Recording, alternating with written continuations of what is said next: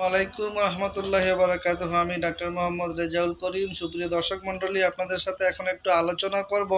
এই শীতের সময়ে অনেকের নাকের পলিপাস বেড়ে যায়। যাদের আগে থেকেই নাকের পলিপাস রয়েছে, নাকের পলিপাসের কারণে শ্বাস প্রশ্বাস নিতে আপনার কষ্ট হচ্ছে এবং প্রায় সময় মাথার ব্যথা থাকে। এই মাথার ব্যথা থেকে মুক্তি পাওয়ার জন্য এবং নাকের পলিপাস থেকে মুক্তি পাওয়ার জন্য শীত সিজনে নাকের পলিপাসটা একটু বেশি বেড়ে যায়।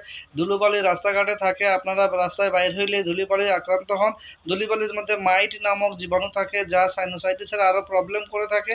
এই নাকের পলিপাসটাকে আরও ইনফ্লামেটেড করে থাকে, যার কারণে নাক বন্ধ হয়ে যায়, মাথায় ব্যথা করে এবং প্রচুর পরিমাণে হাঁচি কাশি হয়ে থাকে।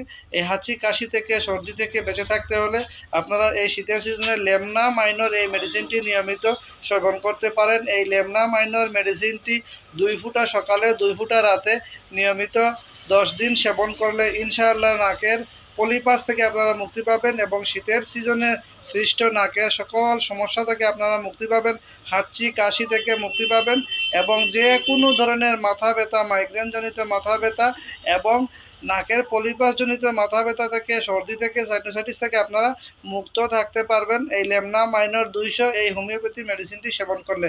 সকালে 2 ফুঁটা, রাতে 2 ফুঁটা সেবন করবেন। সুস্থ থাকবেন, ভালো থাকবেন। আসসালামু আলাইকুম ওয়া রাহমাতুল্লাহি ওয়া বারাকাতুহু।